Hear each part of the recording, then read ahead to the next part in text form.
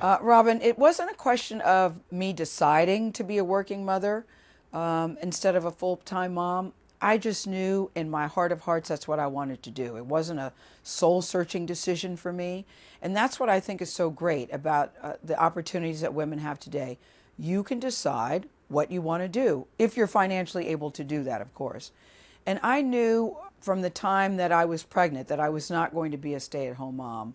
I love my job. I love working. And I happen to believe that if you're happy in your life and happy with what you're doing, it makes you a better person. It makes you a better mother. It makes you a better partner. And it makes you better at your job. So it was never a struggle for me to decide, oh, are you going to have the baby and go back to work? I will tell you this. I did think that when Kirby and Will were young, when they were first born, I said, I'm going to work until they're in their teens, and then I'm going to take some time off because everybody says the teenage years are really difficult, and I think I should be home and fully engaged. And then they started hitting 12, 13, 14. I'm thinking, they're okay. And I was also divorced. I hadn't planned on that either. I was also divorced. I got divorced when they were 5 and 6. And so when it came, I remember a friend said to me, I thought you said you were going to stop working. Well, I didn't want to stop working. And I knew that they were fine. So whatever decision you make, I think you have to be comfortable in it. Do I feel guilt about that? No, I absolutely don't. There were times that I couldn't go to every single thing. I couldn't go to every single game. But when they're little, they have a gazillion games.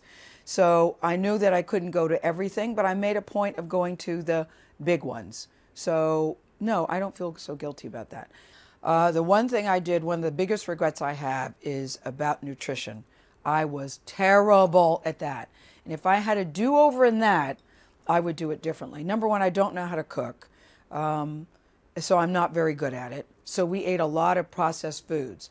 And what I know is when you can sell a child on broccoli just as well as you can sell them on Twinkies or tater tots. And if you present it in the right way and make it fun and make it enjoyable, I see Will today and his eating habits are bad, and he'll say, well, where do you think I got it from? Kirby, to her credit, has course corrected. Will and I are still working on it. But if I had a do-over, it would be nutrition. I would figure out a way to feed them more in a more healthful way.